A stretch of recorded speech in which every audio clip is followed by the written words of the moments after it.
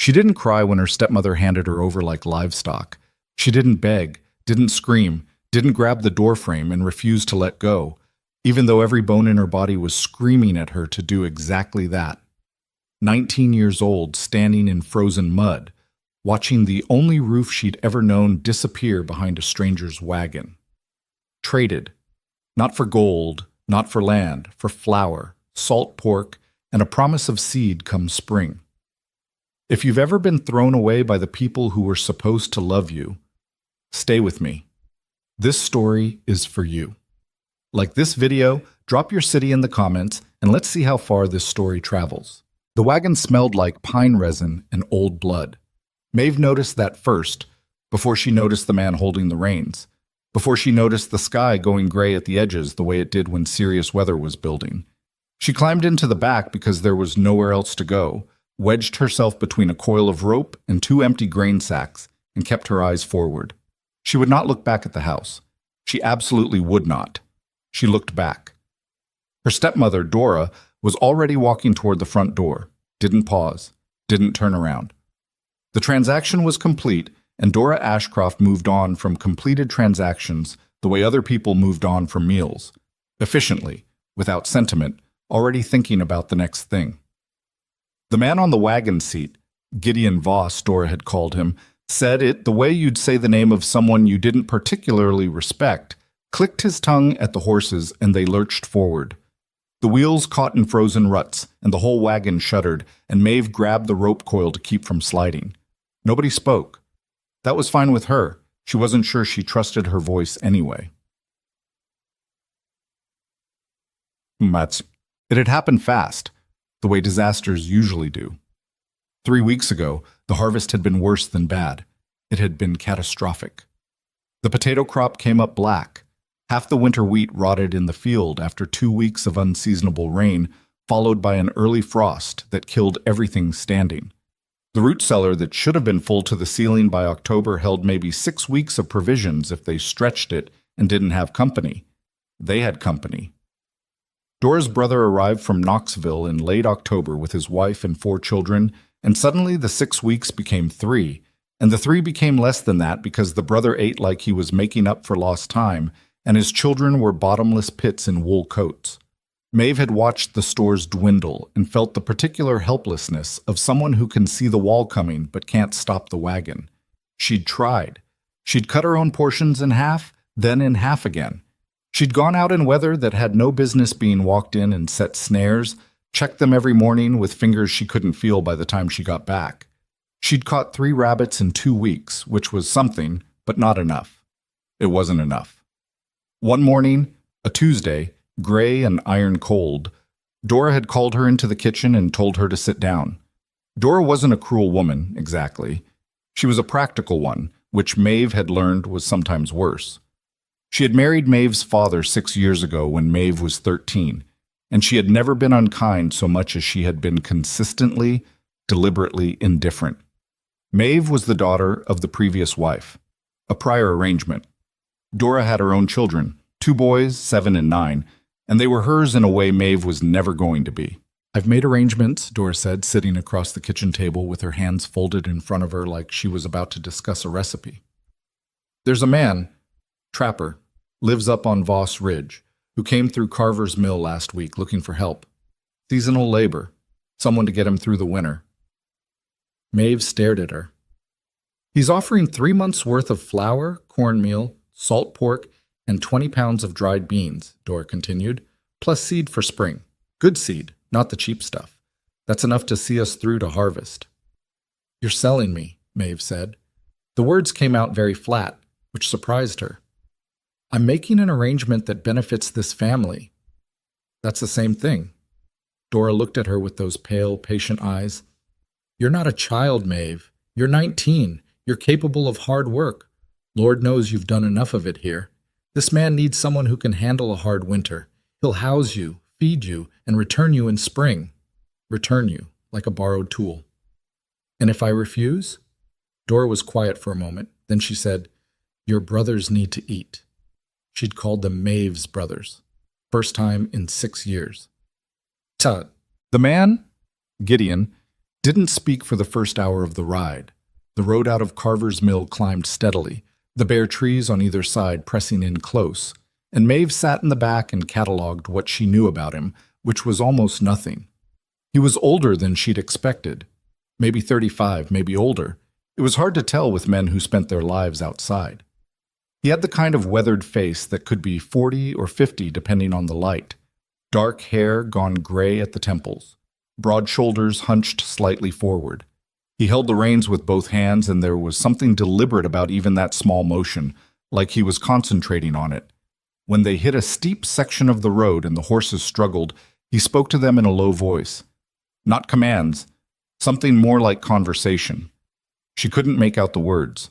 His left leg was stretched out at an angle that wasn't quite right. She'd noticed it when he loaded the supplies onto Dora's porch. The way he carried himself. The careful placement of each step. Not quite a limp, more like a constant negotiation his body was having with itself. "You can sit up here if you want," he said suddenly, without turning around. "Back there's not comfortable." She thought about it. "I'm fine." He didn't push it. Another half-mile passed. The road narrowed to a track, and the track started to switch back up the mountain face, and the temperature dropped 3 degrees in what felt like 10 minutes. "How long is the ride?" she finally asked. 4 hours? Little more if the weather turns?" She looked at the sky. The gray was getting heavier, the clouds compressing themselves into something purposeful. "Is it going to turn?" "Probably." She waited for more. He didn't offer any. "What kind of trapper are you?" she asked, because silence was making her think too much, and thinking too much right now felt dangerous. He seemed to consider the question more carefully than it warranted. "The kind that's still alive," he said, "which is the only kind worth being." The snow started an hour later. Not serious snow. Not yet. Just a spitting, testing kind of snow that dusted the horses' backs and turned the wagon track white. Maeve pulled her coat tighter. It wasn't a good coat. She'd known this in a general way all winter, but she was knowing it more specifically now, with the wind coming off the mountain ridge and finding every place where the wool had worn thin. "There's a blanket," Gideon said, "under the seat. Reach around the left side."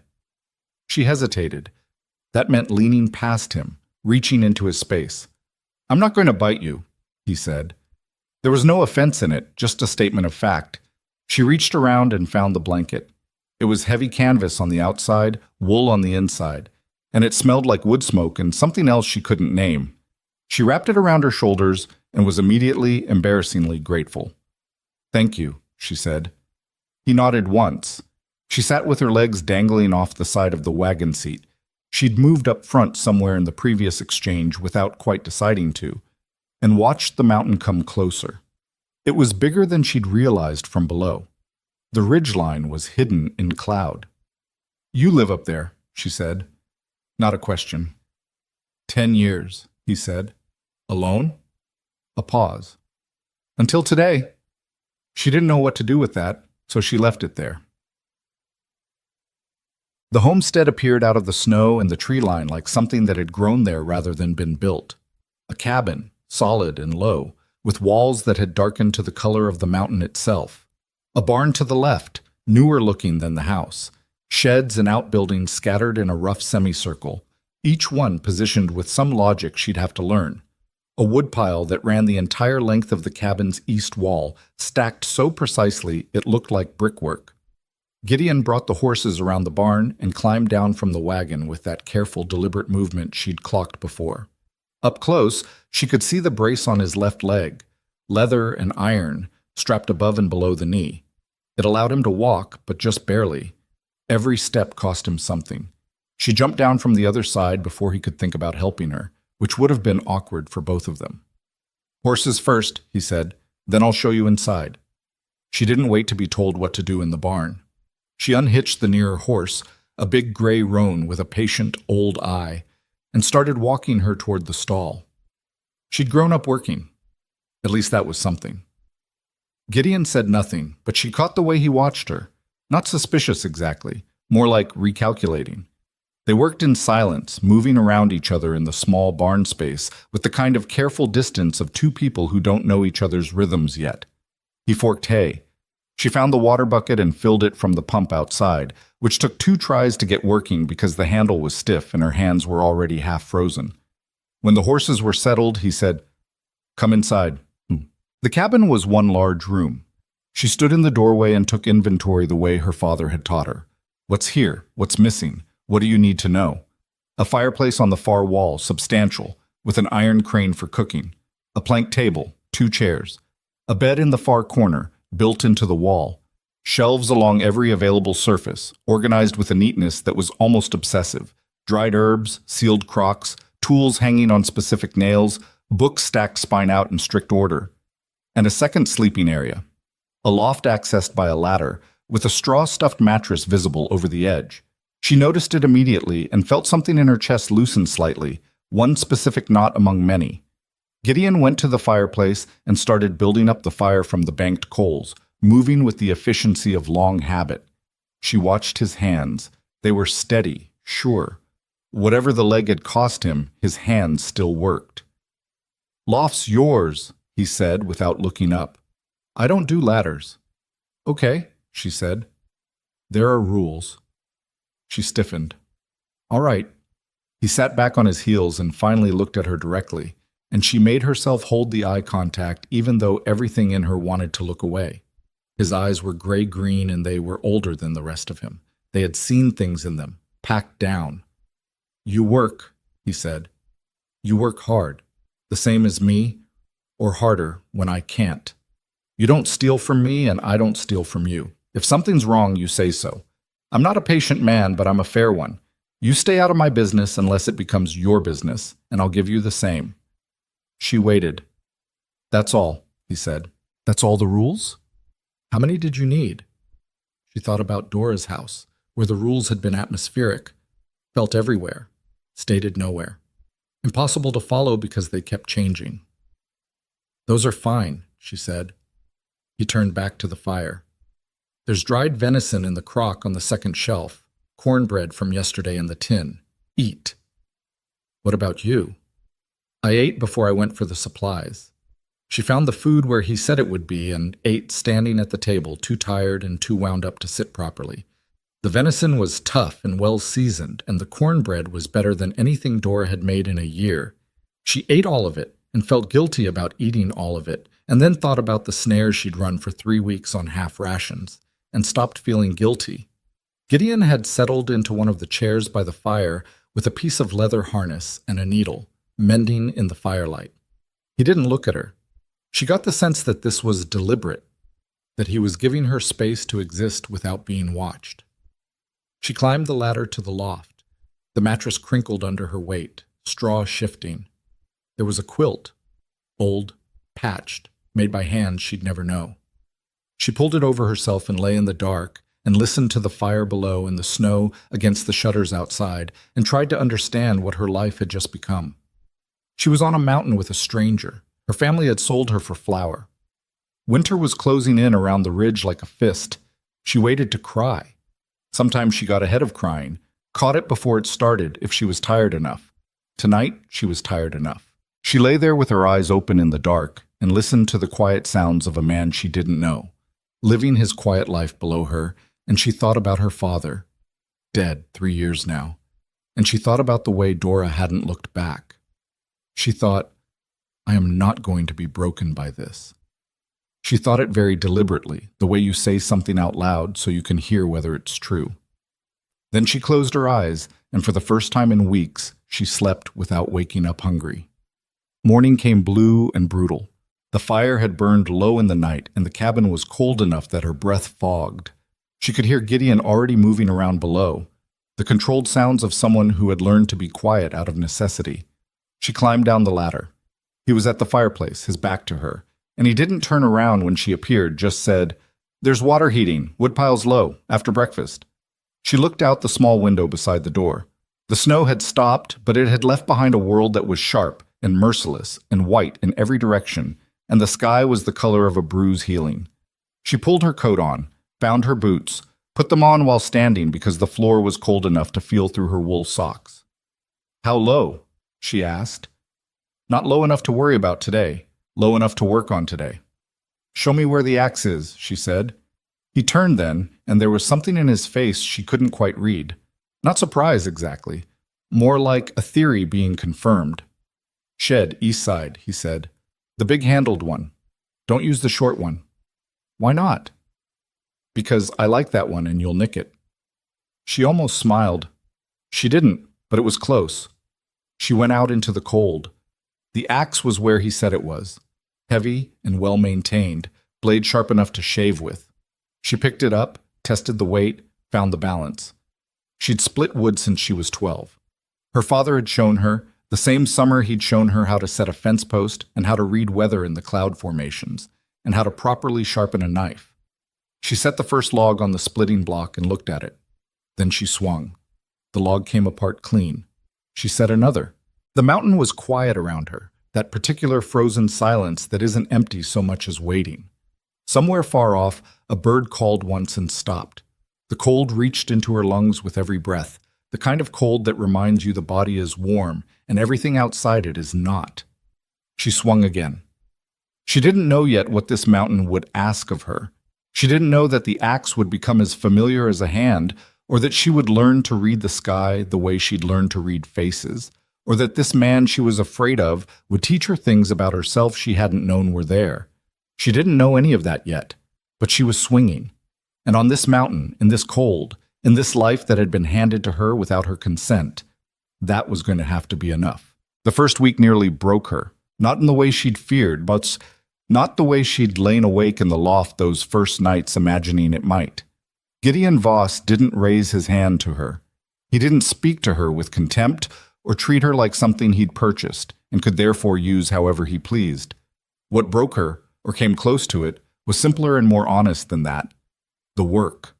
She'd thought she knew hard work. She'd been doing it her whole life, cooking, hauling water, tending animals, splitting wood when her brothers were too small to help, and Dora's hands were busy with other things.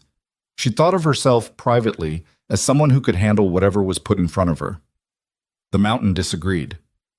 The first morning she'd split wood for 2 hours and felt capable, almost proud of herself, until Gideon came out and looked at the pile and said, without cruelty, "That's about a third of what we need each day." She'd stood there with her hands aching and her shoulders burning and tried to do the arithmetic and couldn't make it come out to anything she wanted to look at. She went back to the splitting block and kept going. The axe handle rubbed blisters on the inside of her right thumb and the base of her left palm. By the third day both had torn open, and she wrapped them in strips cut from the hem of her underlinen and kept going because she was not going to be the person who stopped because her hands hurt. By the end of the first week, the blisters had started to callus over, and her swing had changed, gotten more efficient without her noticing, and she was hitting the daily number without working until dark. Small victories. She collected them like stones. Gideon taught her things in the way of a man who didn't enjoy explaining himself, by demonstrating once, clearly, and then moving on with the assumption that she'd either gotten it or she'd ask.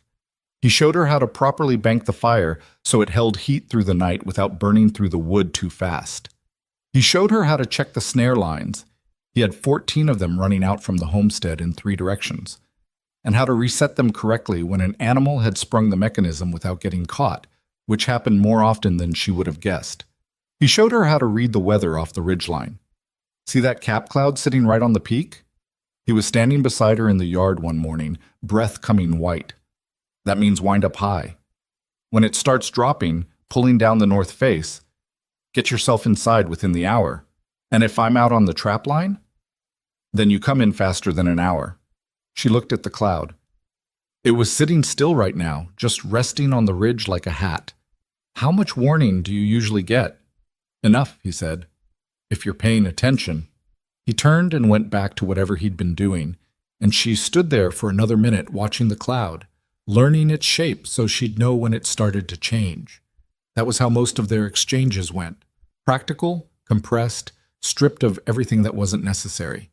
She'd been braced for something else, for the particular ugliness that could exist between a man who held power and a woman who didn't, and its absence had created a strange kind of unease, like waiting for a sound that never came. One evening, about 10 days in, she was repairing a tear in her second-best coat by firelight while Gideon worked on something at the table, sharpening a skinning knife with a slow, rhythmic stroke of the whetstone. The fire was loud, and the wind outside was doing something complicated, and the silence between them was not exactly comfortable, but was becoming familiar, which was its own thing. "Why did you need someone?" she asked. He didn't stop with the whetstone. "I told you. Winter labor." "No, I mean—" She chose her words carefully because she'd learned he responded poorly to imprecision. "You've been up here 10 years. You managed before." The whetstone paused. "My leg was worse last winter than it's been," he said finally. "Had a bad fall in October, early ice on the North Trail. Spent 2 weeks mostly down. Nearly didn't make it to February." He resumed the sharpening. "I ran out of wood in January. Had to burn furniture." She looked at the table. The 2 chairs. Tried to imagine the calculation of looking at your furniture and deciding which piece you could afford to lose. "So it wasn't—" She stopped. "Wasn't what?" She'd been going to say it wasn't about owning someone, and she felt ridiculous about how much she'd needed to know that. "Nothing," she said. He looked at her across the firelight. His expression was unreadable most of the time, but she was starting to learn the small gradations. The way a particular set of his jaw meant he was in more pain than he was acknowledging. The way his eyes sharpened when he was actually interested in something versus just watching it. Right now he was reading her with those sharp eyes, and she felt her face go warm. "It wasn't about owning someone," he said quietly, like he was just stating a fact about weather. In case that was the question, she looked back at her sewing. "I know," she said, and then, because it was true, "I'm starting to know." He made a small sound that might have been acknowledgement and went back to the knife. Outside, the wind shifted, and somewhere up on the ridge, something cracked. A tree giving way, the sound of it rolling down through the mountain like a sentence being finished. The days stacked up into weeks, and Maeve stopped counting them, which was its own kind of milestone. She fell into the rhythms of the place, up before full light, fire built up, water heated, horses tended, then whatever the day required, and the day always required something. There was no shortage of work. The mountain produced it endlessly, the way it produced cold and wind, and the particular silence that existed above tree line. Firewood, hunting, checking and resetting the trap lines, repairing things that broke under the stress of constant use. A harness buckle, a hinge on the barn door, a crack in the clay chinking between 2 of the cabin's logs that let cold air in when the wind came from the northwest. Gideon repaired the chinking himself, mixing a new batch in a tin can with the practiced hands of someone who'd done it many times. She watched him work from a few feet away, not offering to help because he hadn't asked, and she was learning the difference between helping and hovering. "You want to know how to do this," he said. Not a question. "Yes," she said. He moved aside and handed her the stick he'd been using to work the mixture. Same consistency as thick biscuit dough. Push it in, smooth it back. Don't rush the smoothing. What for? Her first application was lumpy. She pressed it again, slower. "Better," he said, which, from him, was considerable praise. She started keeping a running list in her head of things she'd learned since the mountain. She'd always done this as a child. Cataloged knowledge the way other children collected objects, because she'd understood young that what you knew was the one thing that couldn't be taken from you. The list on the mountain grew longer every week. She added to it in the loft at night, going over the day's lessons the way she'd once reviewed sums before sleep. How to properly skin and dress a rabbit without wasting meat. How to set a stone weight on a trigger so it caught cleanly. How to judge ice thickness on the creek by the sound of it underfoot. How to move through deep snow without exhausting yourself inside of a quarter mile. The difference between the tracks of a healthy deer and one that was favoring a leg. Which trees burned longest, which burned hottest, which burned with a particular scent that meant you shouldn't burn them inside. She was becoming someone new, and she was doing it one bruised hand and one aching muscle at a time, and she didn't have the right words for how that felt, but it felt like something. Gideon was harder to read than the mountain, which was saying something. He was not unkind, but he'd built walls in himself the same way he'd built the walls of this cabin, methodically, with materials chosen for durability rather than appearance, with no decorative features that might create weakness. He lived close to the surface of necessary things and kept everything else packed down somewhere she couldn't see. She caught glimpses sometimes. The way he handled the horses, with a gentleness that was almost at odds with everything else about him, talking to them in that low, constant voice, his hands soft on their noses. The books on the shelf, which she'd started to notice more carefully. There were novels among the technical manuals, worn paperback spines with titles she recognized, authors she'd read herself, which surprised her and then made her feel slightly embarrassed about being surprised. The way he sometimes stood outside in the early morning in the cold and just looked at the view from the ridge, valley far below, mountains layered blue and gray and white into the distance, with an expression on his face that was the closest thing to peace she'd ever seen him wear. She asked him about the leg one evening when they were both tired enough to have let the careful distance down slightly. She hadn't planned to ask. It came out the way things do when you stop managing what comes out of your mouth. What happened to it? He looked at her, long enough that she thought he was going to refuse to answer. Trapping accident, he said. 7 years ago. Caught myself in my own snare. He said it flat, matter of fact, but there was something underneath it that was neither. Took 3 days for the leg to be found. Infection got into the bone by the time the doctor in the valley saw it. She absorbed this. 3 days. In the cold, alone, in a trap of his own making. They wanted to take it, he said. The leg. I wouldn't let them. Why not? He was quiet for a moment. Because I wasn't done with it yet. She looked at him, Bucky. Really looked at him, the way she hadn't let herself do in the early weeks when looking felt like a vulnerability. The brace on his leg was visible below his trouser cuff, the leather darkened with years of wear. She thought about what it cost him every day to navigate this homestead on that leg, the woodpile, the barn, the trap lines, all of it.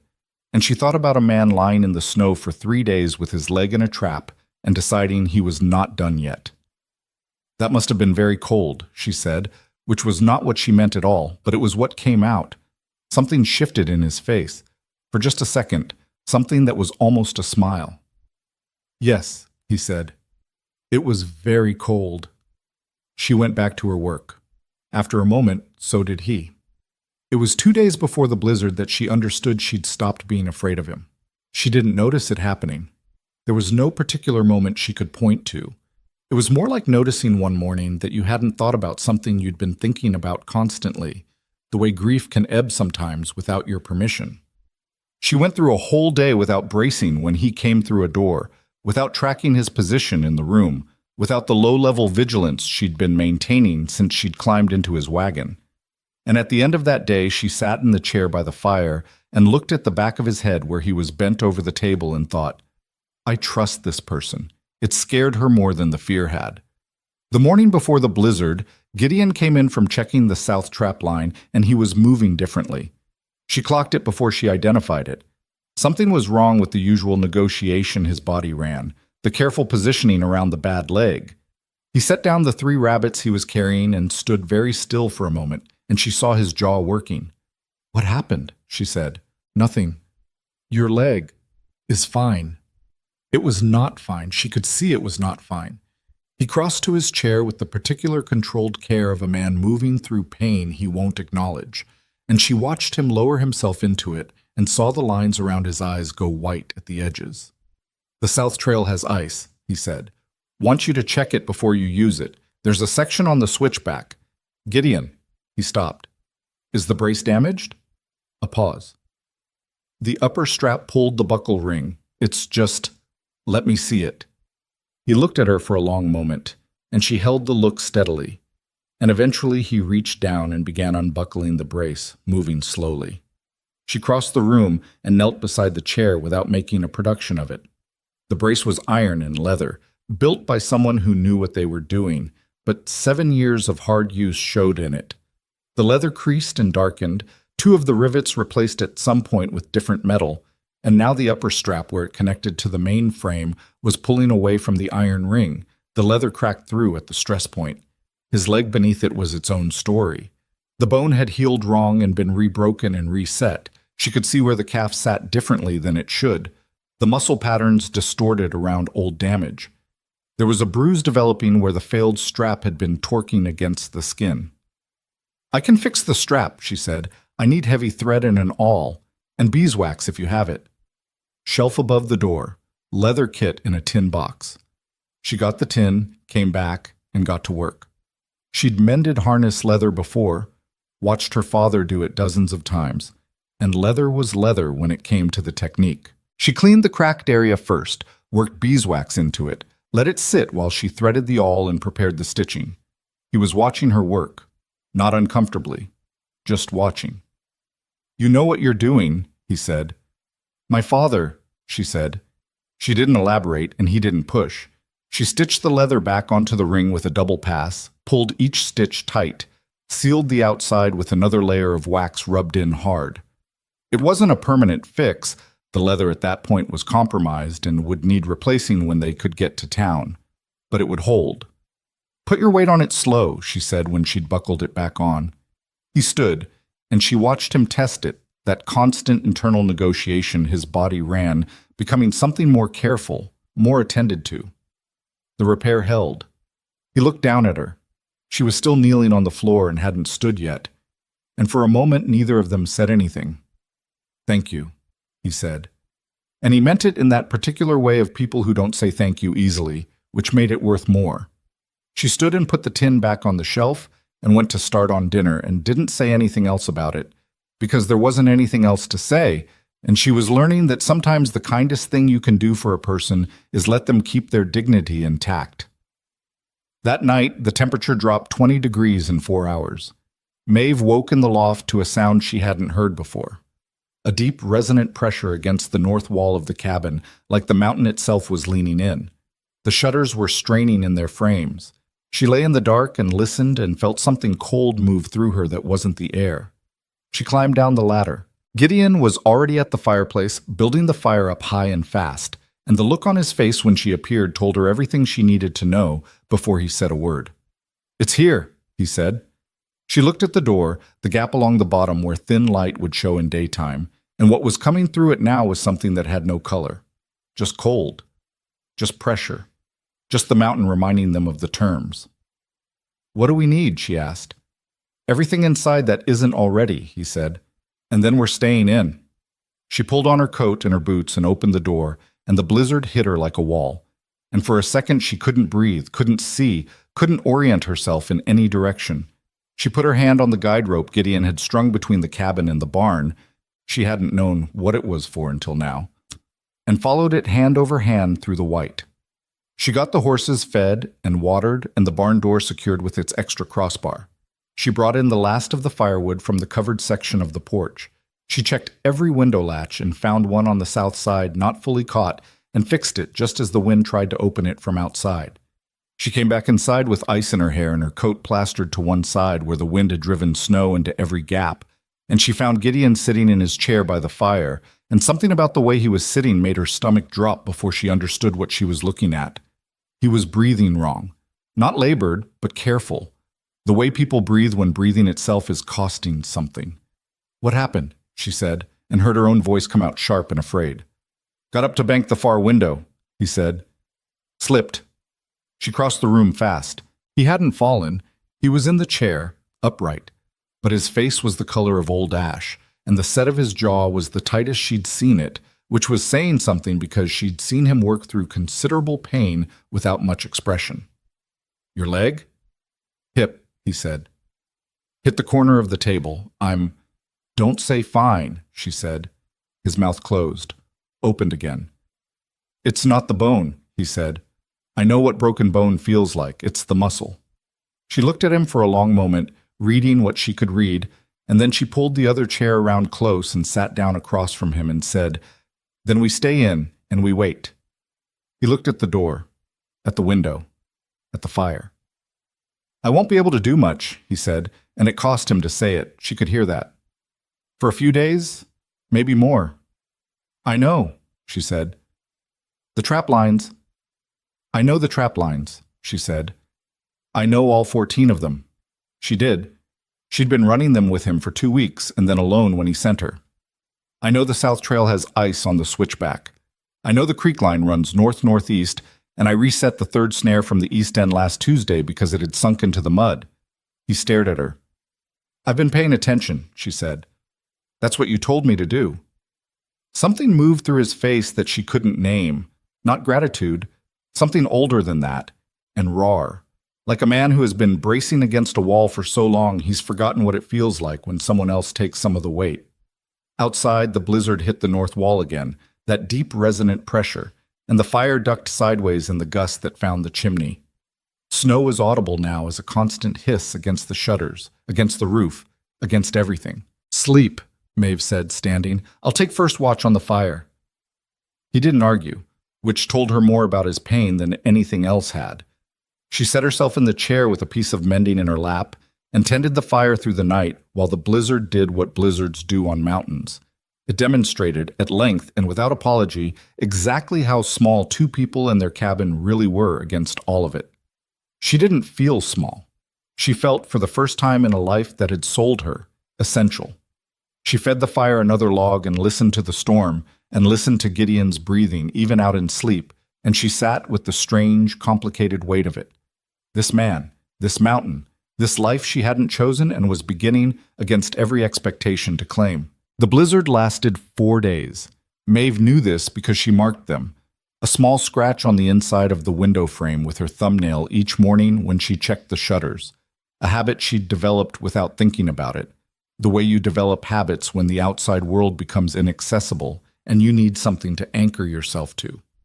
4 scratches. 4 days of white noise and white walls, and the cabin shrinking down to its essential elements: fire, food, 2 people, and the particular intimacy of being completely dependent on both. Gideon ran a fever on the 2nd day. She found out the way you find out things about people who don't volunteer information. She noticed he wasn't eating, and she put her hand on his forehead without asking permission and felt the heat radiating off him before she'd fully registered what she was doing. He didn't pull away. That told her how bad it was. "How long?" she asked. "Since last night," he said. "It'll pass." "I know it'll pass," she said. "That's not what I asked." He looked at her with those gray-green eyes gone slightly glassy with fever and said nothing, and she went to the shelf where he kept his medicinals. She'd catalogued those too, in the first week, the way she'd catalogued everything, and found the willow bark and the dried elderflower and made a tea that her father's second cousin had sworn by, which was not a medical credential but was the best she had. He drank it without complaint, which was also evidence of how bad it was, and she pulled his blanket up and added another log to the fire, and spent the rest of that day watching him the way she'd learned to watch the weather on the ridge, for changes, for the thing that meant you needed to move. "You don't have to stay down here," he said at some point in the afternoon. "I know," she said. "I'm not going to—" He stopped. Tried again. "I'm not your responsibility."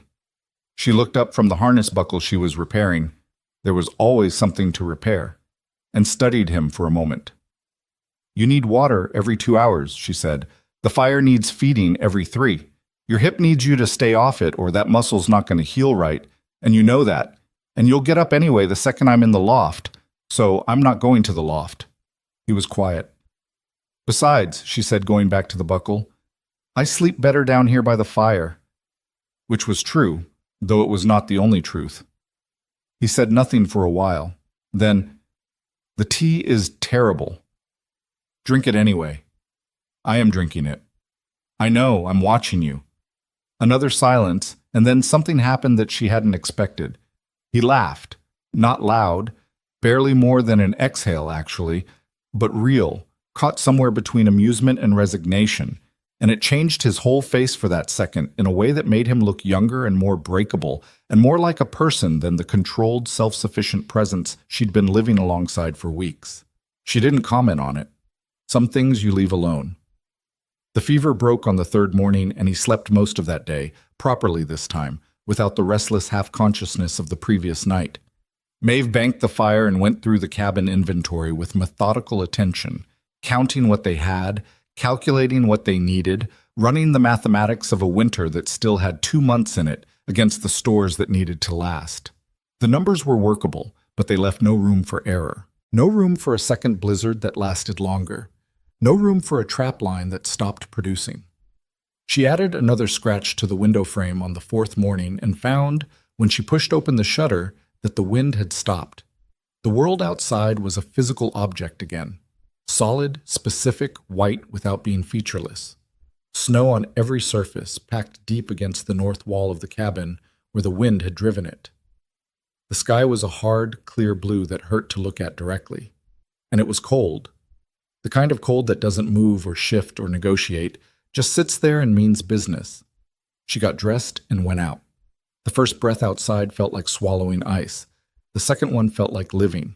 She shoveled a path to the barn first, found the horses impatient but unharmed, fed and watered them with the stores Gideon kept in the barn itself for exactly this kind of extended lockdown. She checked the barn roof for snow load.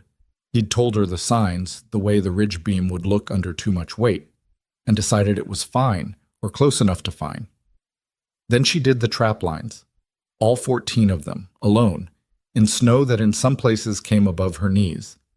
She'd done sections of them alone before, but never all of them in a single run, and never in post-blizzard conditions where every familiar landmark was buried, and the trail markers Gideon had put up, small, notched sticks at eye level, were the only thing distinguishing trail from not trail. She was gone 4 hours. She came back with 2 rabbits, a marten, and the particular satisfaction of a person who has done something they weren't sure they could do. Gideon was sitting up when she came in, the fever gone and replaced by a washed-out exhaustion that was at least the honest kind. He looked at what she carried and didn't say anything for a moment. "All 14?" he asked. "All 14. The 8th snare on the east line was buried. I dug it out and reset it. The creek line is iced over above the split, the way you said it would be. I reset those 3 higher like you showed me with the false flat." He nodded slowly. "You're limping worse than yesterday," she said. "It's better than yesterday." "It's worse. Sit." He sat, because they had arrived at a point where he would, and she went to the shelf for the liniment he kept there, and came back and he submitted to her checking the hip without making it into a negotiation. The bruise had developed into something spectacular, deep purple edged with green, spreading across his hip and down his thigh. The muscle beneath was tight and hot to the touch. "You need to stay off this for at least 3 more days," she said. "I can't stay off it for 3 more days." "You're going to, though." He looked at her with an expression that was equal parts annoyance and something she was starting to recognize as respect, which on his face looked nearly identical. "The trap lines need—" "I did the trap lines," she said. "I'll do them again tomorrow." She sat back and put the cap on the liniment and looked at him directly. "I've got this. Let your hip heal." Something shifted in him. She felt it more than saw it, a giving way, not defeat, but more like a person finally putting down something heavy they'd been carrying for a very long time. "All right," he said. She nodded and went to skin the rabbits. She did the trap lines the next day, and the day after that, and the day after that. She learned the east line so well she could have run it with her eyes closed, which was almost literally true on the morning a fog came in and reduced visibility to about 15 feet. She learned to tell a marten track from a weasel track and a fox track from a coyote track by the spacing and the depth, and she learned which snare positions produced consistently and which ones she should think about moving in the next decent weather. She came home each day and told Gideon what she'd seen, and he listened and sometimes added something and sometimes just listened, and it was in those evenings that they built, slowly and without ceremony, the thing they were building. She told him about her father on one of those evenings, not because she'd planned to. She almost never planned what she told him, she'd noticed. Things came out in the particular quiet of the post-dinner firelight when the day was finished and both of them were too tired to maintain the usual careful management of what they said. "He died when I was 16, she said. "Pneumonia. It was fast." Gideon was leaning back in his chair with the bad legs stretched out in front of him, and he turned his head slightly to show he was listening but didn't turn all the way, which she'd come to understand was how he gave people room to talk. "After that it was just Dora," she said, "and her boys. And I was just—" She looked at the fire. "I was just the other one, the leftover from before." "You kept working," Gideon said. "I kept working," she agreed, "because what else was there?" He was quiet for a moment. "That's not nothing," he said. "Showing up when there's no reward in it. Most people can't." She glanced at him. "Did you know that about me, when you made the arrangement with Dora?" He thought about it, which she appreciated. He didn't give her a reassuring answer faster than a real answer would have come. I didn't know you at all, he said. I knew that she had a girl who'd been working her farm all fall, and He stopped. I was in a bad place after last winter. I needed help, and I didn't. He paused again. I didn't think it through as carefully as I should have. She absorbed that. That's an honest answer. Seemed like what the situation warranted. She looked at the fire. Were you afraid I'd be terrible at it? A pause. Were you afraid I'd be terrible to you? Yes, she said. Fair, he said. The fire said something in the language of fire, a pop and a shift, and the log settled into a new arrangement. I was afraid you'd run the first week, he said. First 3 days, actually. I kept expecting to wake up and find you gone. She thought about those first days, the blisters and the aching shoulders, and the arithmetic of the woodpile that hadn't added up. I thought about it, she said. What stopped you? She considered. The mountain, she said finally, which was true in a way she couldn't fully explain. I kept thinking, if I left, the mountain wins. And I didn't want the mountain to win. He made that sound again, the one that wasn't quite a laugh, but was related to it. That's exactly the right way to think about it, he said. It was 3 days after that conversation. Gideon up and moving again, the hip improved enough that he was doing shorter runs on the west trap line. When Maeve went alone to check the food cache in the secondary storage shed, the one half buried into the hillside on the north side of the homestead, dug into the earth for insulation the way root cellars were dug. She'd been there a dozen times. She knew the path. She didn't know the wolf. There were 2 of them, actually. She saw that a half second after she saw the first one, which was standing between her and the shed door with its head low and its yellow eyes fixed on her with an intensity that was nothing like the way dogs looked at people. Dogs looked at you as a variable. Wolves looked at you as a fact. The second one was to her left, maybe 30 feet, moving slowly through the snow with that awful patience of a predator that has calculated the situation and found it acceptable. She had the rifle. She always had the rifle now. Gideon had made her understand this in the second week, the way he'd made her understand the guide rope and the weather signs. A simple operational fact. You go outside the cabin, you take the rifle. She'd internalized it the way she'd internalized the other lessons, and right now she was very grateful she had. But she'd never shot at something that was looking at her like that.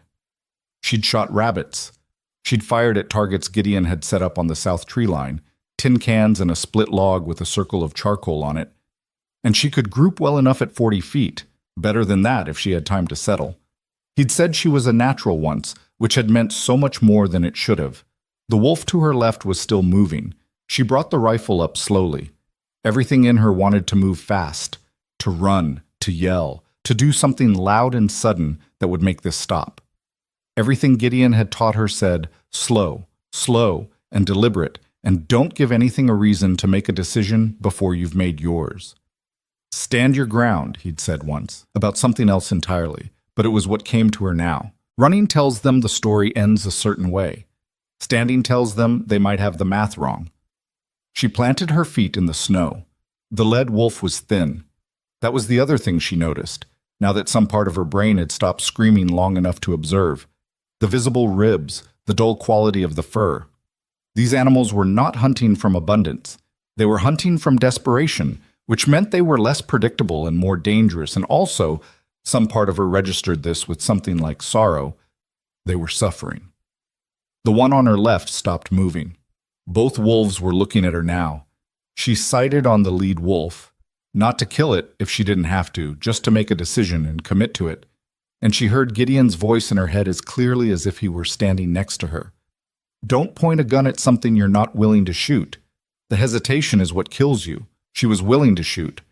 She cocked the rifle. The sound cracked through the winter silence like a sentence being started. The lead wolf's ears went back. Its head tilted almost imperceptibly. She held the bead on its chest and breathed in and breathed out and did not move. 3 seconds that felt like a calendar. Then the lead wolf turned and walked away. Not a run, a deliberate walk, unhurried, dignity intact, the way a person leaves a room when they've decided to leave rather than been pushed out. The second wolf followed, moving parallel, and both of them disappeared into the tree line without looking back. She stood there for another minute with the rifle still up. Then she lowered it and found her hands shaking. She stood with the shaking in her hands and made herself breathe through it, because she'd earned the right to shake now that it was over, and there was nobody watching anyway. And she shook for about 30 seconds and then stopped and walked to the cache shed and did what she'd come to do. She was back at the cabin by mid-afternoon. Gideon was on the porch working on a section of harness, and he looked up when she came around the corner and read something in her face immediately. What happened? She told him, flatly, in order, the way he'd taught her to report things. What she saw, what she did, what the outcome was. She watched his face while she talked and watched the things that moved through it. Attention first, then a tightening around the eyes when she got to the two of them, then something that took her a moment to identify as relief. When she finished, he was quiet for a moment. "You didn't run," he said. "No." "You held on both of them." "Yes." He looked at her. Not the assessing look of the early weeks, not the careful calculation. Something else. Something that had been accumulating for a while and was now just visible on the surface where she could see it. "Most people would have run," he said. "I know," she said. "I almost did." "Almost doesn't count." She looked at him looking at her, and she felt something she didn't have a clean word for. Not pride exactly, because pride felt too small, and not happiness because happiness felt too simple. It was more like the feeling of a bone setting right, the feeling of a thing becoming what it actually was. "The wolves were thin," she said. "Really thin." He nodded. "Hard winter all over. Not just us." She thought about that. The wolves moving through the same cold she moved through, hunting the same sparse animals from the same empty white expanse, hungry in the same way that hunger doesn't care what you are or what you deserve. Just hungry. Reason. And she leaned her back against the post and looked out at the tree line where the wolves had gone. "I was scared," she said. "I know," he said, "but I wasn't—" She thought about how to say it. It was like the fear was there, but it wasn't in charge. Like there was something else that had more say. He was quiet for a moment. Then, "That's what it feels like when you've decided something," he said. "Before you're scared. After you've decided, you're just—" He paused. "You're just doing." She looked at him.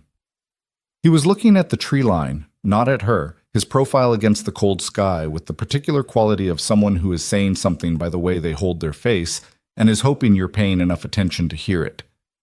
"That's how you've been living up here," she said. Not a question. He didn't answer for a moment. Then he said, very quietly, "For a long time, yes." She wanted to ask more. She didn't. There were things between them that were being built slowly, load-bearing things, and she'd learned that on the mountain you didn't put weight on a structure before the mortar had cured. What she knew was this. She had walked into a frozen forest alone and come out of it someone different than she'd gone in. She had stood her ground when every instinct said run. She had held steady in the way that mattered, and the mountain had registered it. Not with reward or recognition, because mountains don't work like that. But in the way that hard things survived, changed their shape inside you permanently. She was not the girl who had climbed into a stranger's wagon in frozen mud, sold for flour and seed. That girl was still in her somewhere. Still the one who remembered what it felt like to be handed over like something that could be handed. She didn't think she'd ever stop being that girl entirely. But she was also this. Someone who had stood in snow with a rifle and made two wolves reconsider their options. That evening, Gideon made dinner for the first time since the blizzard. A stew from the dried venison and the last of the root vegetables, seasoned with herbs from the bundles on the shelf. He moved around the fireplace with his careful, deliberate motions, and she sat at the table and watched without offering to help, because she understood by now that cooking was something he needed to do on his own terms, the way she needed to do the trap lines on her own terms, and respecting that was part of the thing they were building. He set the bowl in front of her and sat across the table and picked up his spoon, and they ate together in the firelight with the cold outside, doing what it always did, pressing, testing, looking for ways in. It didn't find any. After dinner, he went to the shelf and took down one of the worn paperbacks. She'd read her way through 4 of them by now, with his quiet permission, and she took the one she was in the middle of, and they sat on opposite sides of the fire and read, and the cabin was full of the sounds of two people being alive in the same space without any of it being wrong. She did not think about Dora. She did not think about the mud and the wagon and the transaction that had put her here. She thought about wolves moving through the trees, thin and hungry, and still somehow regal in the way wild things are regal, even when they're struggling. She thought about the shape of a decision and what it feels like to be on the other side of one. Outside, the mountain was quiet for the first time in days. The stars were out, the kind of stars you only got at altitude, sharp and close, not decorative but structural, as if the sky needed them to hold itself up. She turned a page. Spring on the mountain didn't arrive so much as negotiate. It came in pieces. A week of thaw followed by 3 days of hard freeze, mud one morning and ice the next, the snow retreating up the hillsides in slow stages like something that didn't want to go. The creek unfroze and refroze and unfroze again. The horses got restless in the barn, which Gideon said was how he knew the real change was coming before any other sign showed it. Maeve learned to read spring the way she'd learned to read everything else up here, by watching what the mountain did and understanding that it operated on its own schedule and didn't care about hers. She had been on the ridge for 4 months. She knew this not because she was counting anymore, but because she knew it the way you know things that have become part of your body. The same way she knew where every snare sat on every line, where the ice was still treacherous on the south switchback, which board in the barn floor had the soft spot that would eventually need replacing, how long the fire needed to catch from cold before it could be left alone. She knew Gideon the same way now, the way his jaw set when the leg was bad, but he wasn't going to say so, the way he went quiet before he said something that mattered rather than after, the way he drank his coffee standing at the window in the morning, looking at the ridge, not because there was anything to look at, but because he needed those 60 seconds to himself before the day started. She'd stopped marking time the morning she'd realized she wasn't waiting for spring anymore. That realization had come with its own complicated weather, something she didn't examine too carefully because she'd learned that some things fall apart when you look at them directly. What she knew was simpler and sturdier than anything she could have named. This was her life now. Not the life she'd been handed, the one she'd built out of the materials available, like chinked log walls and repaired leather straps, imperfect and solid and hers. She was standing at the edge of the cleared yard on a morning in late March, watching a line of geese cross the valley far below, when Gideon came out onto the porch and said, "Someone's coming up the track." She turned. He was standing with his hand shielding his eyes, looking south toward the lower trail, and the expression on his face was the one she'd learned to pay attention to. Not quite alarm, but the preparatory version of it, the version that came before. She crossed the yard and stood beside him and looked. 3 horses on the lower trail. Too far to make out faces, but she could see the way they were dressed. Not working clothes, town clothes. And behind the riders, a 4th figure on foot, having trouble with the mud on the trail and making no attempt to hide their irritation about it. Gideon was very still beside her. "Do you know them?" she asked. "The man in front?" he said. "Harlan Cade." He said the name the way you'd say the name of a weather pattern. Descriptive, deliberately free of the feeling behind it. "Who is he?" "He owns most of the timber operations in the valley. Has for 20 years. Gideon paused. "He's wanted this ridge for 12 of them." She looked at the riders picking their way up the track, unhurried, with the particular confidence of people who don't anticipate being turned away. The 4th figure, the one on foot, had gotten stuck in a mud patch and was working their boot free with considerable effort and no dignity. Something cold that had nothing to do with the temperature moved through her. "What does he want with the ridge?" she asked, though she already knew the shape of the answer. "Timber," Gideon said. "Old growth on the north face. He's been logging south of here for 3 years, and he's worked his way up to my property line." He shifted his weight. The careful readjustment she knew meant the leg was talking to him. "He's sent men up twice before. I sent them back both times." "How?" He glanced at her. "Politely," he said. "The first time." She understood what that meant about the second time. The riders were close enough now that she could see faces. Harlan Cade was in front. A heavy man in his 50s, thick through the chest and jaw, with the kind of self-assurance that came from spending decades being the biggest thing in any room he entered. He wore a good coat and a bad expression, and he was looking at Gideon's homestead with the particular look of a man doing arithmetic. The two men behind him were not ranch hands. She could see that now. The way they sat their horses, the iron at their hips, deputies or hired guns or something in between, which, in her experience, amounted to the same thing. And the fourth figure, now free of the mud and moving again with small, furious steps, Maeve felt the air go out of her. Dora. Her stepmother was wearing her good dress under a traveling coat, and she was picking her way through the mud with the expression of someone who has made a calculation and is committed to seeing it through. She looked exactly the same as she always had, contained, pale-eyed, practical. And the sight of her hit Maeve somewhere she hadn't expected it to, somewhere she'd thought had sealed over. Gideon felt her go still beside him. "You know her," he said quietly. Not a question. "Yes," Maeve said. Her voice was steady, which surprised her.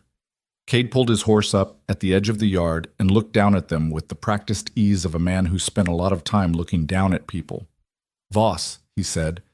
Not a greeting, just an identification. "Cade," Gideon said. Same tone. Cade's eyes moved to Maeve and over her in the way men like that looked at women. Not with any particular interest, just cataloging. "This the girl?"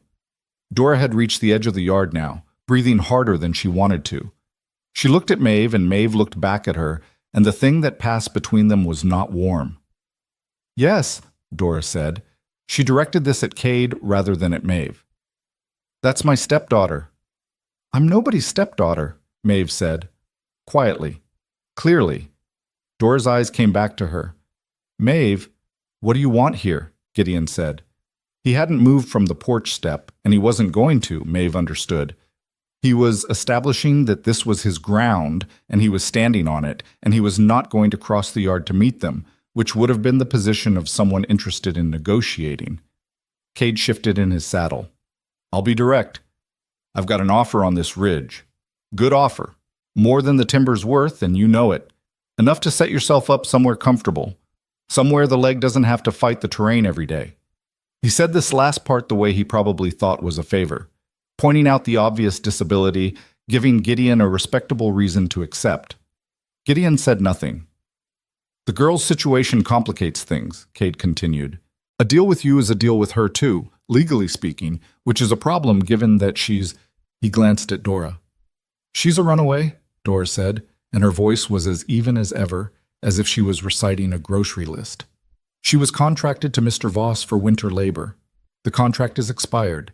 She's legally bound to return home." She paused. "I've spoken with the county sheriff. He agrees." Silence. Maeve was aware of several things simultaneously. The rifle leaning against the porch post 18 inches to her left, the expression on the face of the man behind Cade's right shoulder who had the look of someone hoping things went complicated, and the particular stillness that had come over Gideon beside her. Not passive stillness, the other kind, the kind that came right before a decision. "She's not a runaway," Gideon said. Cade tilted his head. "The contract—" "There was no contract." His voice was level and final. "There was an arrangement made in desperation by a woman with too many mouths and not enough food. I've never treated it as binding, and I don't now." He looked at Dora. "You know what you did. Call it what you like." Dora's chin came up. "I provided for my children." "You sold mine," Maeve said. The word came out before she'd decided to say it, and she didn't know exactly what she meant by it, but it landed in the yard between them like a stone, and Dora went very still. Cade cleared his throat. "Be that as it may, legally." "She's my wife," Gideon said. Maeve looked at him. He was looking at Cade, and his expression hadn't changed. The same flat, clear-eyed, nothing-to-lose look he'd worn since the riders appeared on the trail. The words sat in the air. Cade blinked. "I was told—" "You were told what my neighbor chose to tell you," Gideon said, "which is her version. This is mine. Maeve Voss has lived on this ridge since November, and she's not going anywhere." One of the men behind Cade shifted, and the leather of his saddle creaked in the silence. "Voss," Cade said, and his voice had changed register. Still measured, but with something harder underneath it now. "I'm trying to make this simple. Take the money.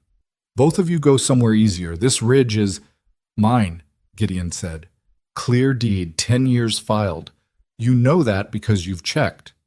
Timber rights don't always follow. I'm not interested in what they don't always do." Gideon came down off the porch step, and the movement was deliberate, and it cost him something, and he didn't show any of it. He walked to the edge of the yard with the careful, negotiated stride of a man who has made his leg carry him through things it didn't want to carry him through, and he stopped with about 15 feet between himself and Cade's horse. "I'm going to say this once, and I won't say it again. Take your offer and your hired men and this woman back down my trail. Don't come back." Cade looked at him for a long moment. Then his eyes moved to Maeve, calculating, and she felt what he was calculating. Whether she was actually a factor here or a complication that could be resolved by other means. She picked up the rifle. She didn't point it at anyone. She held it at rest across her body. Her right hand on the grip, barrel angled down, the way Gideon had shown her was the position of someone who wasn't making a threat, but wasn't pretending they didn't have an opinion. One of the hired men put his hand to his hip. "Don't," she said, and looked at him directly, and something in her voice or her face, or just the specific quality of the stillness she'd brought down off the mountain with her, made him stop. The yard was very quiet. Cade looked at the rifle, looked at Maeve's face, looked at Gideon standing in the mud with his bad leg and his arms loose at his sides, and the expression of a man who had spent 7 years alone on a mountain, learning the difference between things worth being afraid of and things that just thought they were. He looked at Dora. Dora was looking at Maeve with an expression that Maeve couldn't fully read.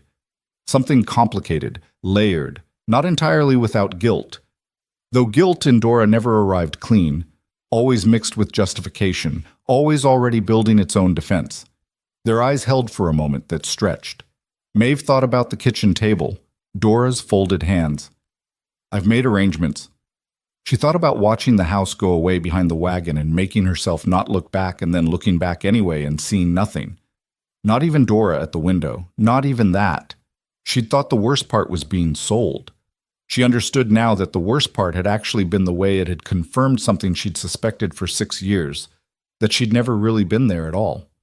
But she was here now.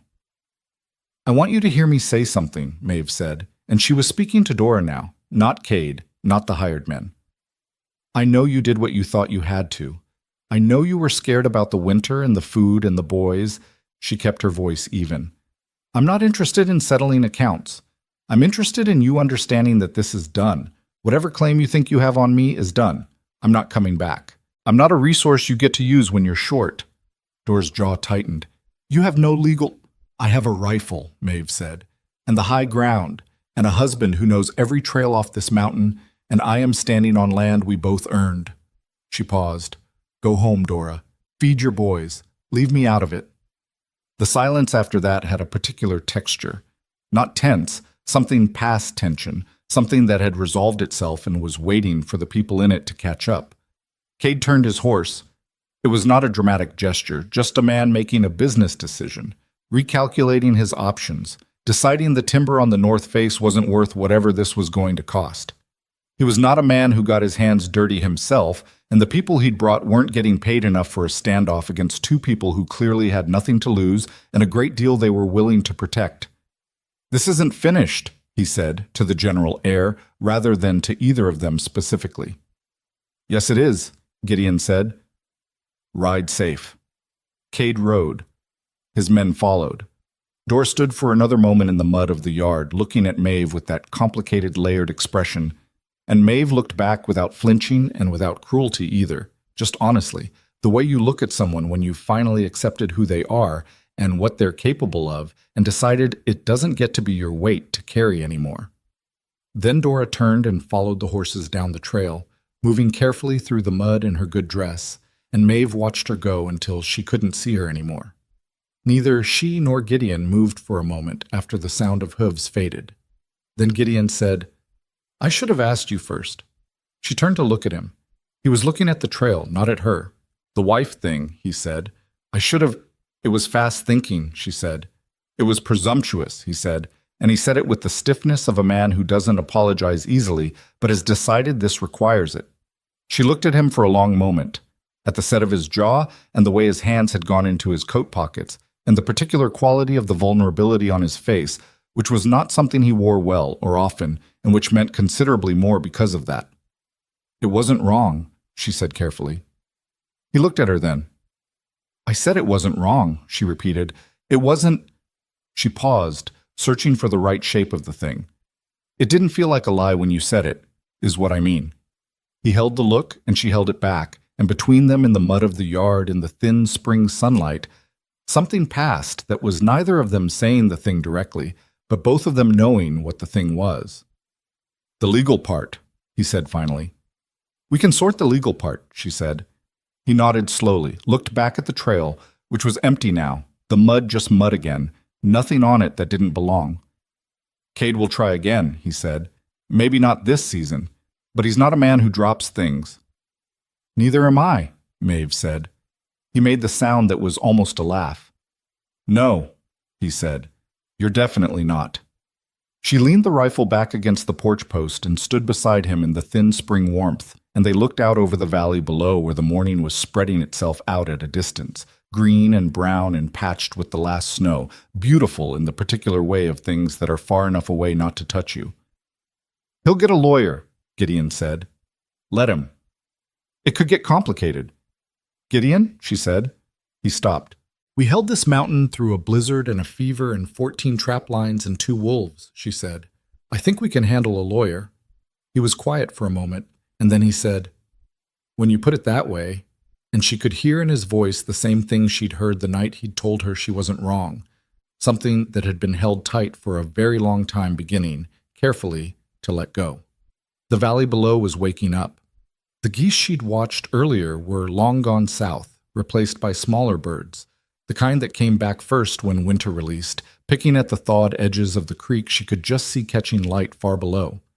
Up here the ground was still half frozen, still more gray than green, still deciding. She thought about Cade's face when she'd picked up the rifle, the way his calculations had shifted. She'd seen that shift before, with the wolves, with the long nights of the blizzard, with everything the mountain had put in front of her and she'd refused to run from. The moment when something that thought it understood the situation had to reconsider its arithmetic. She thought about Dora walking down the trail in her good dress. The grief for that was still there. She didn't expect it to go away clean, the way grief about family never did, because the loss isn't only the person you're grieving, it's the family you thought you had, the one you kept hoping would be real. That loss didn't have a season. It would come back at odd moments, probably for years, and she'd deal with it when it did. But it was not going to live in her house. I need to check the east line, she said. The mud's bad in the lower section, Gideon said. I know. I'll come around through the creek crossing. He nodded. He'd started to say something else. She could tell by the small pause, the breath that preceded a thing he'd decided not to say yet. And she let it go because she'd learned the difference between things he was holding back and things he was just taking his time with. This was the second kind. She picked up the rifle and crossed the yard toward the tree line and heard him behind her, moving back toward the cabin, the familiar cadence of his walk that she knew now as well as her own. She was almost to the tree line when he said her name. She stopped and turned.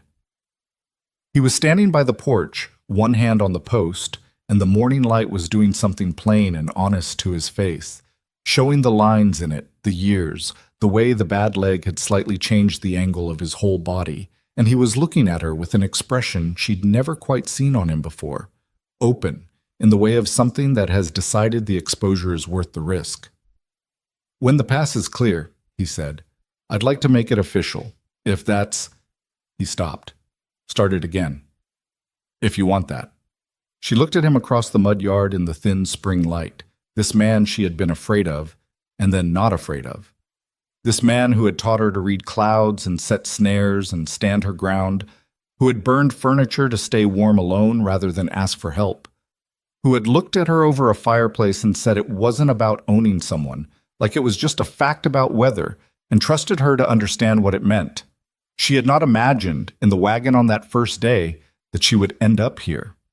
She had not imagined most of what the winter had made her. You never did, she supposed. You just did the next thing in front of you and kept doing it, and somewhere in there you became someone you hadn't planned to be. Yes, she said, I want that. He nodded. Something settled in his face, something that had been braced without both of them knowing it. She turned back to the tree line and walked into it, the rifle easy in her hands, the trail familiar under her boots even in the mud, and behind her the homestead sat solid against the mountain that owned nothing and yet had made them both into what they were. Spring was negotiating its way up the ridge, slow and grudging and real. She walked into it with her eyes open. The lawyer arrived in April. Not Cade himself, said men like Cade didn't do their own dirty work in the second round, having learned from the first round that showing up personally had costs. He sent a man named Burrell, thin and precise in a coat that was too good for the mountain mud, carrying a leather satchel and a document that used a great many words to say a small number of things. Maeve read it at the kitchen table, while Gideon stood at the window with his coffee, and Burrell stood near the door looking like a man who wanted to be somewhere else.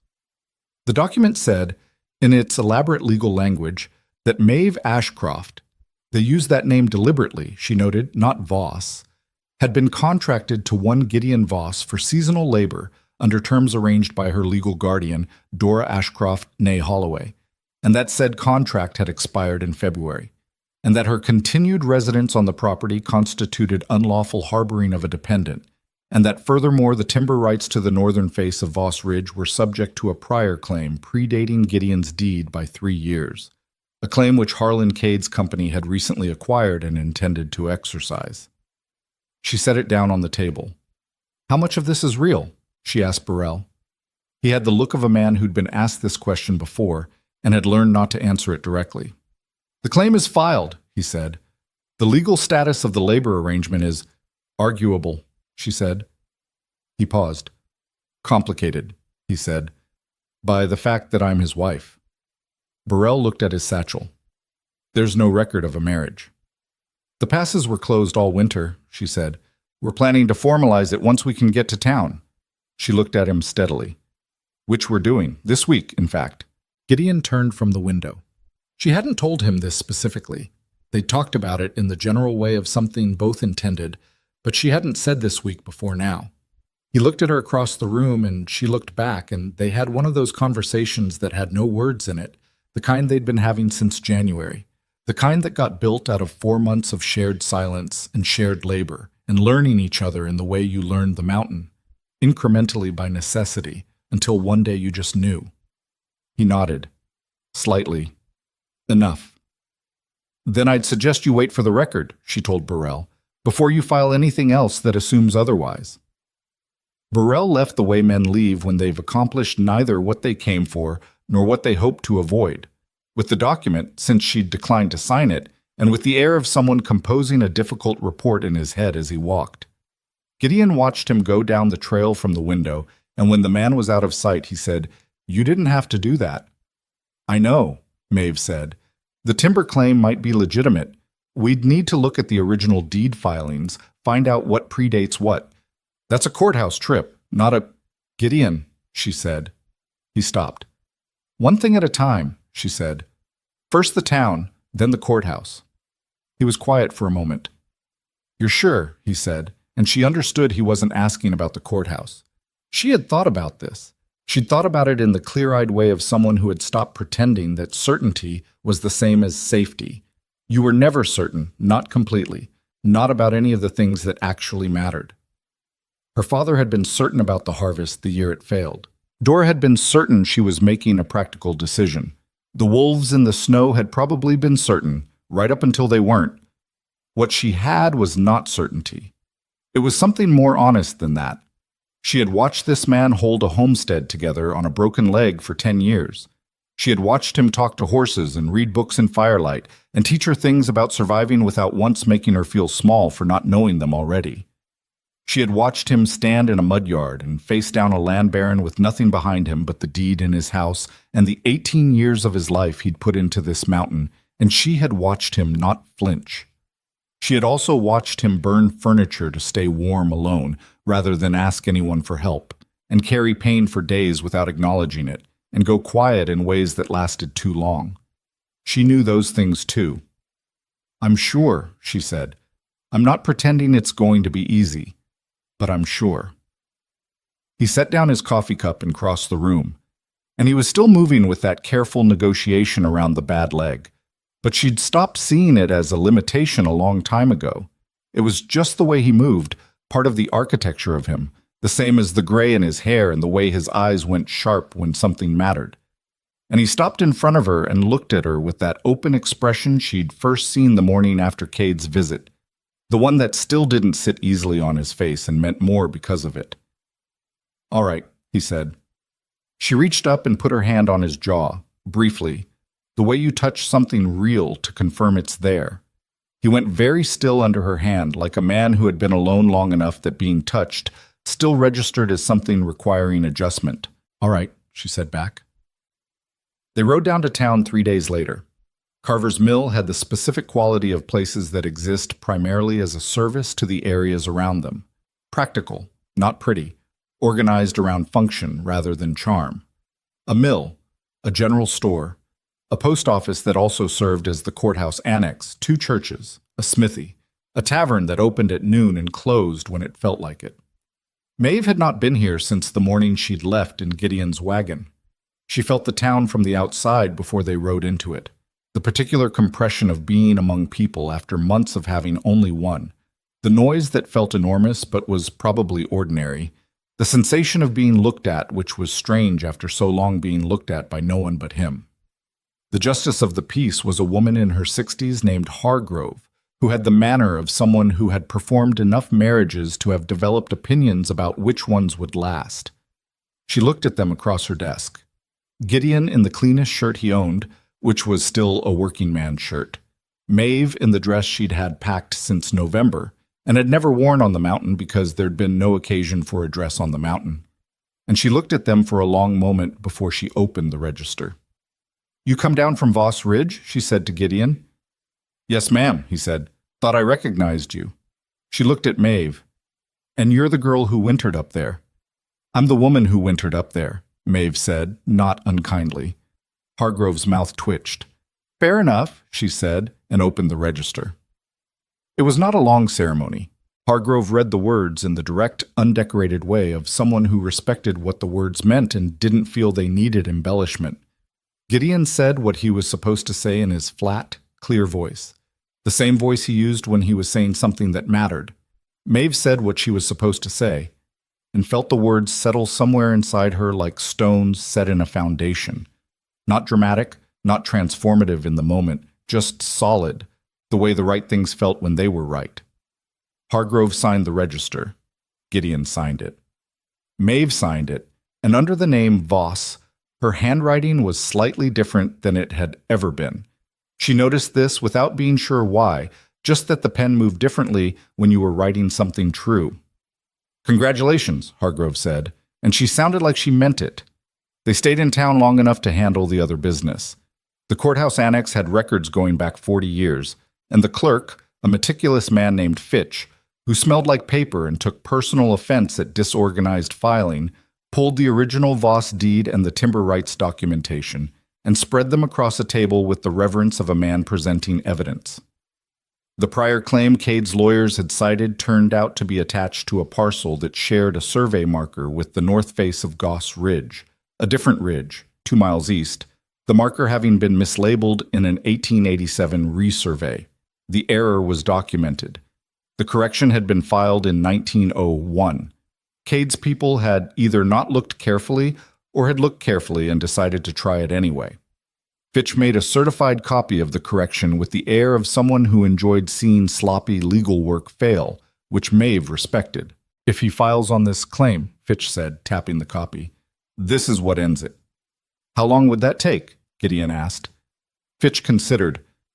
"County judge sits in June. If he files before May, June at the latest." Gideon looked at Maeve. She looked at the documents, the mistake and its correction, the evidence of 2 mountains nearly confused for each other, and then correctly distinguished, sitting in a file for 20 years, waiting for the moment when it would actually matter. "File it now," she said to Fitch, "as a protective record." before he gets the chance. Fitch nodded approvingly. That's the correct approach, he said, and went to get the necessary forms.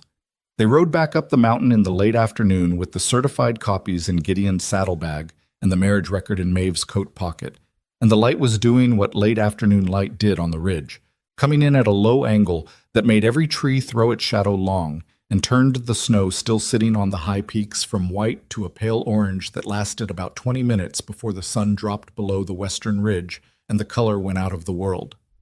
They didn't talk much on the ride up. They didn't need to. This was the thing nobody told you about the people who became necessary to you, that eventually the silence between you stopped being something to fill and started being its own kind of language, carrying things that words would have made smaller. What she thought about, on the ride, was her father. She thought about him more often now than she had in the valley, which was something she hadn't expected.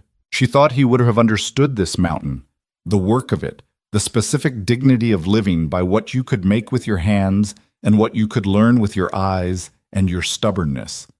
He'd been that kind of man. Not gentle in the soft sense, but gentle in the real one, careful with things that mattered, honest about things that hurt, present in the way that some people never managed to be. She thought he would have liked Gideon. Not immediately.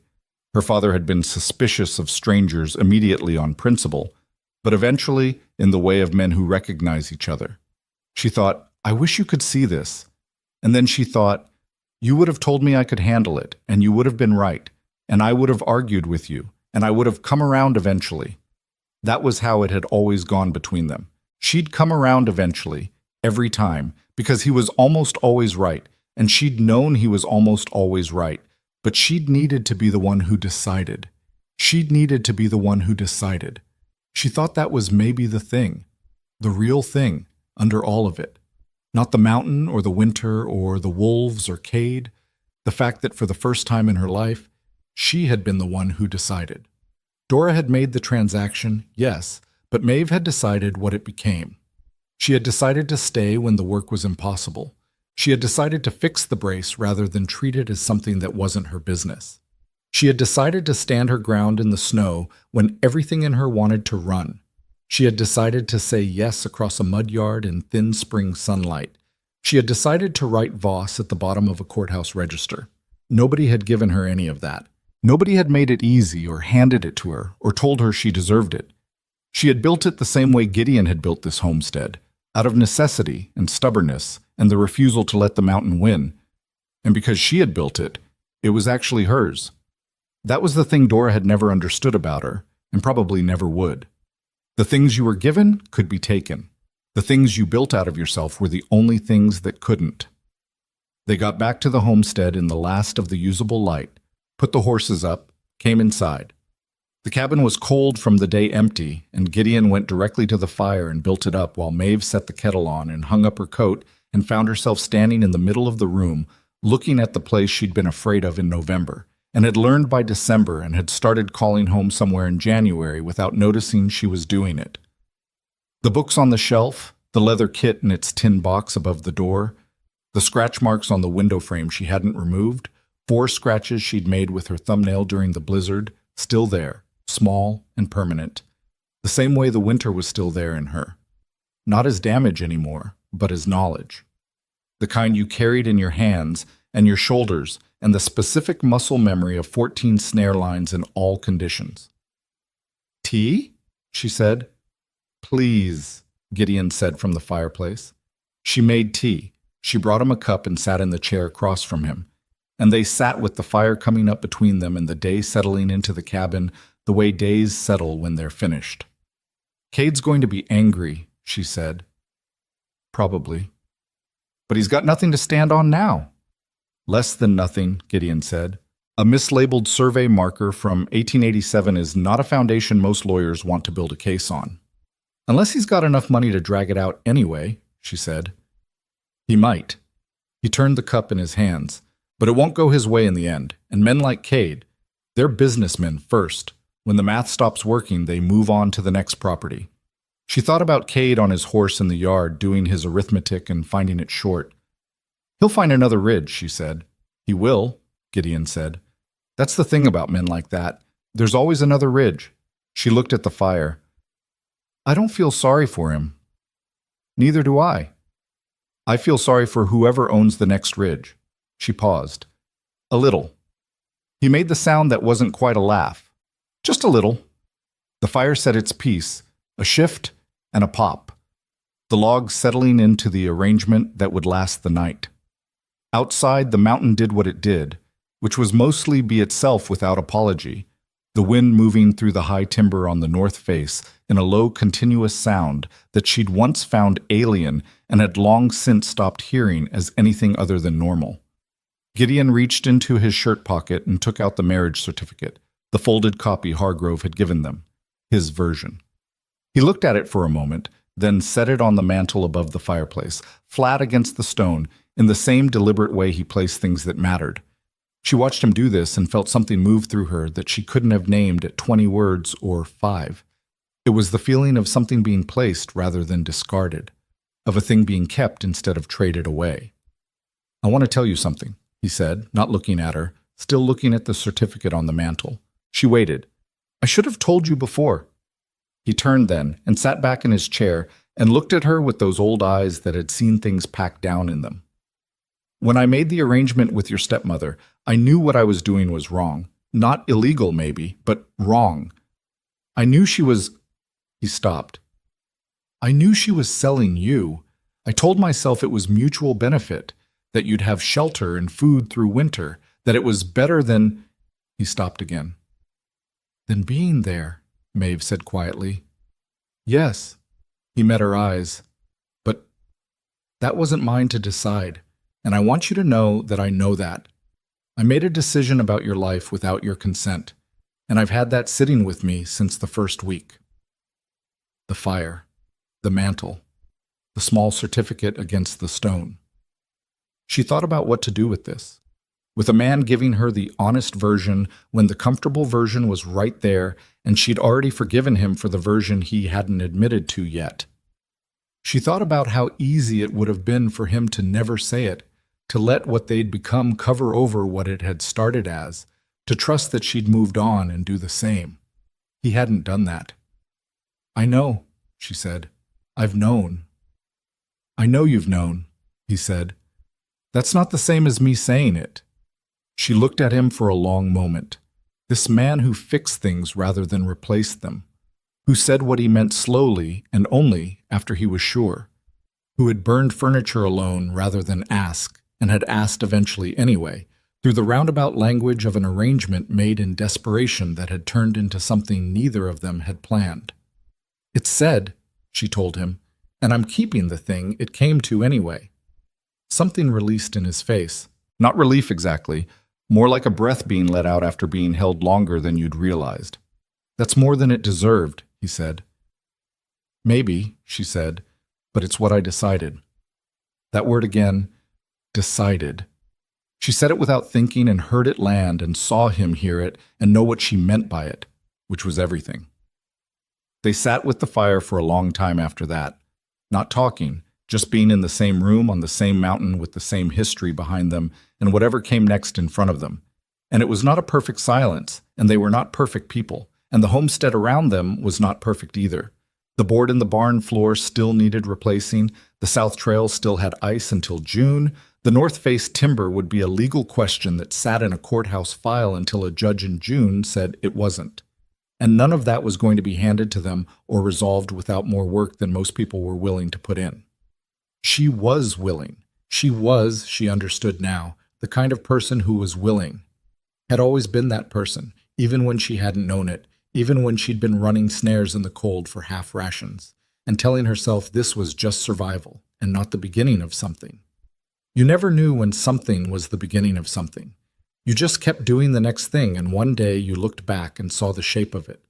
The shape of this was a girl traded for flour who had decided one hard day after another to become someone no one could trade. She did not think of herself as remarkable. She thought of herself as stubborn, which was both less impressive and more accurate. And she thought of stubbornness as the most useful thing a person could be. Not beautiful or brilliant or fearless, just genuinely unwilling to let the mountain have the last word. She finished her tea. I'm going to check the fire in the barn, she said, standing. I'll come, Gideon said, starting to rise. Stay, she said. Rest the leg. I'll be 10 minutes. He looked at her. That look, the one that still wasn't easy on his face, that meant more because it didn't come easy. 10 minutes, he said. She pulled her coat on and stepped out into the night. The sky was enormous up here. It was always enormous, but sometimes she forgot and then went outside and remembered the full weight of it, the stars dense and indifferent, and so many of them you stopped counting. Just let it be a fact about the universe that you were too small to fully register. She stood for a moment before she walked to the barn, just breathing, just being on the mountain in the night with the cold on her face and the light from the cabin window falling yellow across the snow, and somewhere in the timber on the north face, a night bird calling once and going quiet. She thought about the girl in the wagon on the first day, cold, afraid, watching a house disappear behind her, believing that the worst thing that could happen had just happened. The worst thing that could happen hadn't happened. The worst thing that could happen was to spend your whole life waiting for someone to give you the life you wanted instead of picking up whatever was in front of you and making it. She had picked up an axe, then a snare line, then a needle and thread and a piece of broken leather, then a rifle, then herself. She walked to the barn and checked the horses, settled, breathing slow, warm in the winter-built dark of the space. And she checked the water and the hay and the latch on the door, and she stood for a moment in the barn smell of horse and straw and wood, which was one of the best smells she knew, and she thought, this is mine, not given, built, mine.